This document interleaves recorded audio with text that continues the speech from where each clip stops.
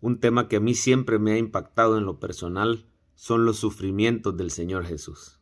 Desde niño, cuando veía alguna película de Jesús o escuchaba alguna prédica o leía la Biblia y llegaba a esa parte, por ejemplo el capítulo 19 del libro de Juan, que narra los sufrimientos y la hora final del Señor Jesús en esta tierra, siempre ha sido algo que impacta mi vida y mi corazón.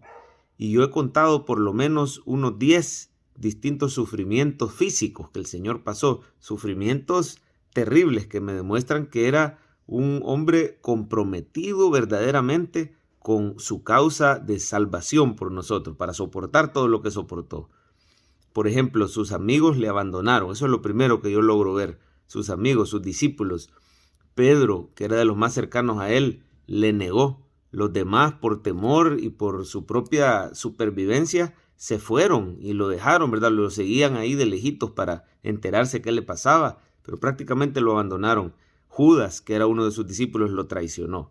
Fue calumniado y acusado injustamente. Lo único que él hacía era verdaderamente amar, cuidar a las ovejas de Israel, sanar a los enfermos, liberar a los oprimidos, a los endemoniados, y por supuesto también corregía hipocresías y errores que él veía en el sistema religioso de su época, pero los religiosos de su época lo acusaron como que fuera el peor de los criminales, acusándolo de blasfemia y de manera injusta calumniándolo. Fue víctima de un juicio injusto. Las autoridades por parte de Roma, en Pilato, no hallaban en él delito alguno, pero aún así se sintieron o se dejaron presionar y manipular por la sociedad judía de ese entonces, principalmente los religiosos, de manera que fue víctima de un juicio injusto, condenado injustamente, sin permitírsele realmente defenderse con justicia. Fue azotado, herido y ridiculizado. Le hicieron una corona de espinas como para ridiculizar el hecho que él decía que era rey, y esa corona tenía unas espinas que eran capaces de herir su frente y traspasar hasta su cráneo. Le pusieron un manto púrpura como diciendo que es parte de la realeza. Se burlaban de él y lo abofeteaban, ¿verdad? Se inclinaban ante él, pero en burla. Lo azotaron de manera que muchas personas en ese tipo de azotes, que eran 40 menos 1, llegaban a morir incluso porque eran azotados con tremenda crueldad, ¿verdad? Con huesos de animales en la punta, el látigo con el que lo azotaban, que arrancaba los pedazos de la carne de la espalda y desfiguraba el rostro de la persona. Ya desde ahí el Señor prácticamente estaba debilitado, casi muerto. Fue humillado al preferir la multitud un asesino antes que él. Cuando dicen preferimos a Barrabás, danos a Barrabás, están prefiriendo un asesino, un ladrón, una persona culpable de crímenes como levantamientos populares, de rebeldía, y prefieren a este que a nuestro Señor Jesucristo, que es el Santo, el Hijo de Dios. Le escupían, le arrancaban la barba, lo abofeteaban, lo insultaban y decían todo tipo de palabras en contra de él. Por si esto fuera poco, lo ponen a cargar su propia cruz, ya todo debilitado y todo azotado, y sus piernas se le doblaban y se le caían y le tuvieron que ayudar. Pero esto era un castigo terrible psicológico, ¿verdad? Tener que llevar la cruz donde te iban a crucificar. Y después de esto, pues fue crucificado, que es una muerte deshonrosa, pública, donde estaba él casi desnudo, se repartieron sus ropas y echaron suerte sobre sus vestidos. Y al estar ahí exhibido, crucificado a la par de 2 ladrones, al Señor lo traspasaron en su costado para asegurarse que de verdad ya había muerto, y lo sepultaron. Esto es terrible, es parte de su humillación, porque que el Hijo de Dios venga a este mundo, no sea reconocido como tal y todavía tenga que probar la muerte de cruz, una muerte injusta, y ser sepultado como los simples seres humanos mortales, siendo Él eterno, gustar la muerte, es un sufrimiento tremendo que el Señor pasó. Y estos son los sufrimientos físicos que pasó el Señor. Iban a ser tan terribles que una noche antes el Señor dice que sudaba como grandes gotas de sangre. Pasó una angustia espantosa el Señor. Pero quiero decirle que todos estos sufrimientos físicos no se comparan con el sufrimiento espiritual que el Señor tuvo que llevar. Y ese sufrimiento espiritual consiste en llevar la culpa y la condenación por todos los pecados de la humanidad.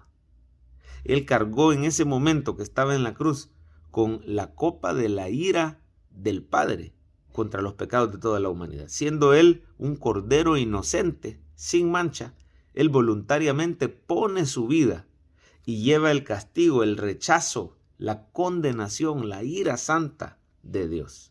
Se sintió separado, se sintió desamparado del Padre. Habiendo tenido una comunión íntima, eterna, en ese momento él se siente desamparado y le dice: Dios mío, ¿por qué me has desamparado? Citando las palabras del Salmo, cumpliendo perfectamente con las profecías y la Escritura. Y ese es el sufrimiento más grande que uno puede llevar. Imagínense si uno lleva la culpa a veces emocional de sus propios pecados. Imagínense llevar la culpa y la condenación y la ira de los pecados de toda la humanidad. Solo el Hijo de Dios podía soportar ese dolor. Y en ese momento que él expira, dice: consumado es. Y ahí vemos que no es un mártir impotente, sino que es un rey que usó la cruz para lograr su victoria más grande. La cruz a algunos les podría parecer un fracaso o una derrota, pero en realidad es la victoria más grande que el Hijo de Dios ganó en favor de la humanidad y de su pueblo. Así que el Señor Jesús luego es exaltado hasta lo sumo y se le da un nombre que es sobre todo nombre, y en el nombre de Jesús dice que se va a doblar toda rodilla de los que están en la tierra, en el cielo y debajo de la tierra, y toda lengua va a confesar que Él es el Señor, para gloria de Dios Padre. Todos esos sufrimientos de Cristo, los físicos y los sufrimientos espirituales, Él los llevó en su ser para que usted y yo no tengamos que sufrir, para que usted y yo tengamos esperanza ante la tribulación, ante el sufrimiento, para que usted y yo nunca nos sintamos desamparados, no seamos condenados y no llevemos el castigo que nuestros pecados merecen. Por supuesto que vamos a sufrir en este mundo, porque es un mundo caído bajo la condición pecaminosa, pero el Señor Jesús nos asegura que siempre tendremos esperanza, siempre tendremos salvación, siempre tendremos gozo y nunca, nunca experimentaremos la condenación y la ira de Dios, porque Cristo la llevó por nosotros.